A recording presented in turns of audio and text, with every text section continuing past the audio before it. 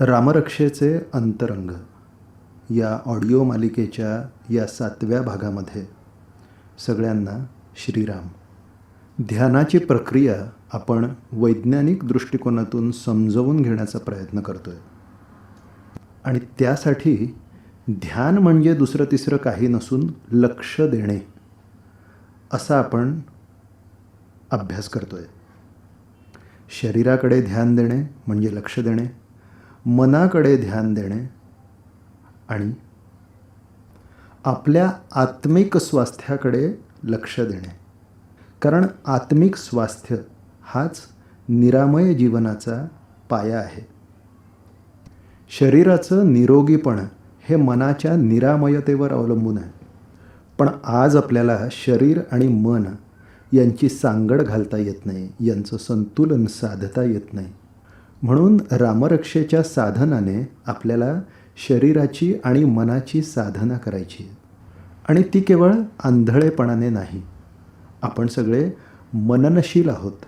रामरक्षेतील प्रत्येक श्लोकाच्या मननातून आपल्याला रामरक्षेचं अंतरंग उलगडून बघायचं आहे. म्हणून प्रत्येक श्लोकाच्या मूळ उच्चाराकडे, त्याच्या शब्दार्थाकडे, त्याच्या वाच्यार्थाकडे आणि त्याच्या लक्षार्थाकडे आपल्याला लक्ष द्यायचं आहे. अथ ध्यानम असं ध्यान करून झालं आहे आणि त्याच्या शेवटी इति ध्यानम असं म्हटलं आहे. मग आता अथ ध्यानम म्हणजे काय आणि इति ध्यानम म्हणजे काय? तर साधी गोष्ट आहे. अथ म्हणजे ध्यानाची सुरुवात केली आहे, पण इति म्हणजे ध्यानाची सांगता नसून ध्यानाच्या दुसऱ्या चरणात प्रवेश केलेला आहे हे लक्षात घ्या.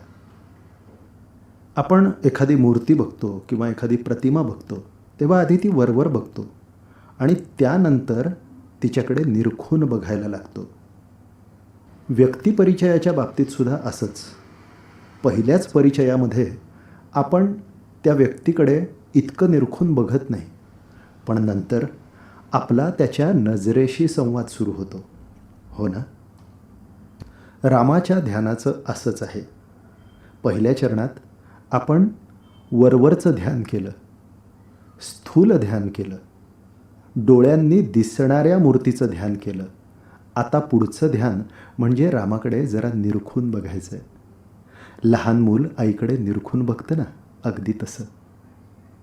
आता वरवर बघणं थांबवून जरा खोलात शिरायचं आहे. रामाकडे वरवर बघणारे अनेक लोक आहेत आणि या वरवर बघण्याची इतिश्री म्हणून हे इति ध्यानम, बरं का? आता आपल्याला मात्र रामाच्या ध्यानाच्या जरा खोलात शिरायचं आहे. सूक्ष्म ध्यानाकडे वळायचं आहे.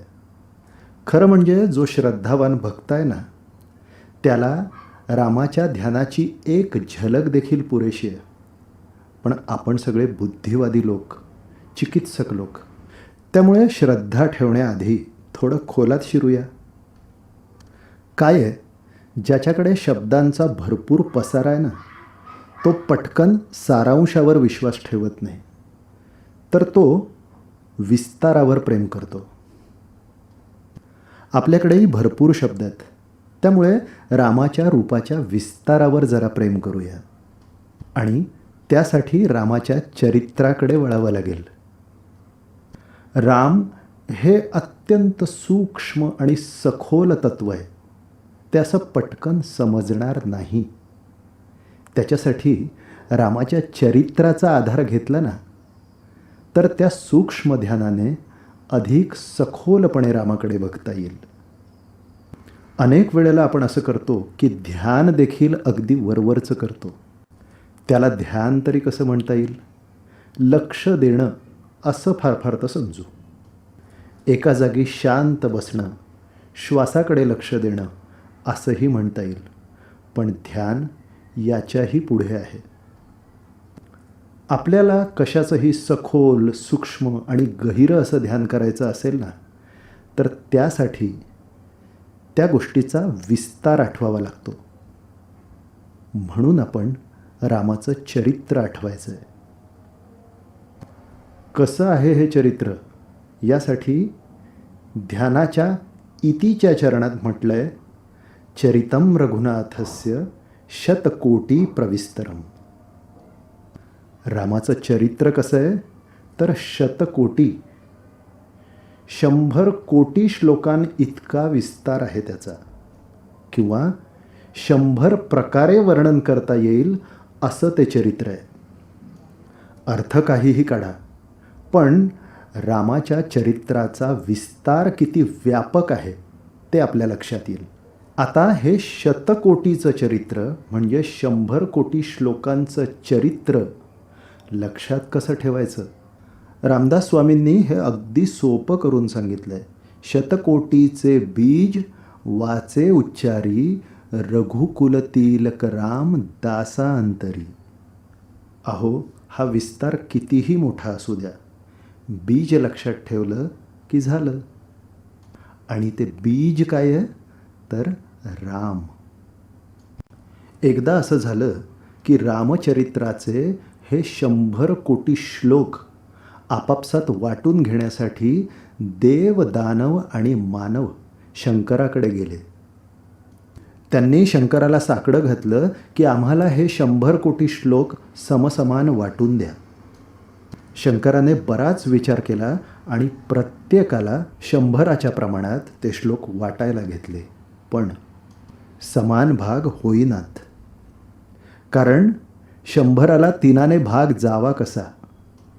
मग 33, 33 आणि 33 अशी वाटणी झाली. तरी एक श्लोक उरलाच. तो श्लोक अनुष्टुप छंदातला, 32 अक्षरांचा. त्यातलीही 30 अक्षरं 10-10 प्रमाणे वाटली. आता उरलेल्या 2 अक्षरांचं काय करायचं? पण शंकर अतिशय तटस्थ, त्यांनी ती 2 अक्षरं स्वतःकडेच ठेवली. देव, दानव आणि मानव आपापल्या वाटेने परत निघाले. पण त्या ठिकाणी एक ऋषी मात्र शंकरासमोर तपश्चर्या करत बसले. शंकरानं स्वतःकडे ठेवलेली ती 2 अक्षरं कुठली या जिज्ञासेपोटी त्यांनी अखंड तपाला प्रारंभ केला. तिकडे शंकरही त्या 2 अक्षरांच्या तपामध्ये निमग्न झाले. त्या 2 अक्षरांसाठी शंकराची आराधना करणाऱ्या ऋषींचं नाव होतं बुधकौशिक ऋषी. हेच ते बुधकौशिक ऋषी ज्यांनी रामरक्षा स्तोत्राची रचना अनुष्टुप छंदात केली. भगवान शंकराने त्यांना स्वप्नात येऊन दृष्टांत दिला की ती 2 बीजाक्षरं म्हणजे दुसरं तिसरं काहीही नसून राम हे नाव आहे. आता शतकोटीचा विस्तार असलेलं हे रामतत्व तू एका अनुष्टुप छंदात आणून बसव अशी आज्ञा केली. तो अनुष्टुप छंद म्हणजेच रामरक्षा. या रामरक्षेच्या जन्माची कथा स्वतः बुधकौशिक मुनींनी रामरक्षेच्या 15व्या श्लोकात सांगितली आहे. ते म्हणतात, आदिष्टवान यथा स्वप्ने रामरक्षा मिमां हरः तथा लिखितवान प्रातः प्रबुद्धो बुधकौशिकः. म्हणजे शिवशंकरांनी स्वप्नात दिलेल्या आज्ञेप्रमाणे जशी रामरक्षा त्यांनी सांगितली तशीच बुधकौशिक ऋषींनी प्रातःसमयी प्रबुद्ध अवस्थेत लिहिलेली आहे. असं हे चरितं रघुनाथस्य म्हणजे रघुनाथाचं चरित्र बुधकौशिक ऋषींनी अनुष्टुप छंदात बीजरूपात आणून ठेवलेलं आहे. आपल्याला 100 कोटी श्लोकांचा अभ्यास नाही करायचा किंवा 100 प्रकारची रामचरित्र नाही बघायची, तर केवळ बीजरूपातली ही रामरक्षा फक्त बघायची आहे, ती म्हणायची आहे, तिचा अर्थ समजून उमजून म्हणायची आहे.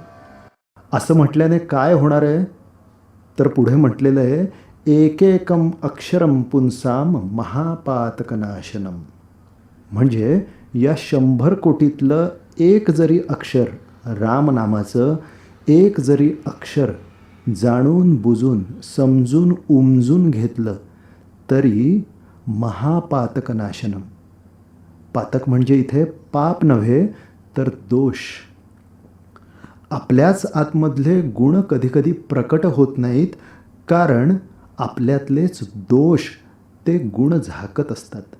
म्हणून एकेकम अक्षरम पुंसाम, यातलं एक एक अक्षर हे तुमच्यातले दोष घालवणारे आहे. दोष म्हणजे शारीरिक दोष, मनाचे दोष, वागण्यातले दोष, विचारांमधले दोष आणि समजुतीमधले दोष.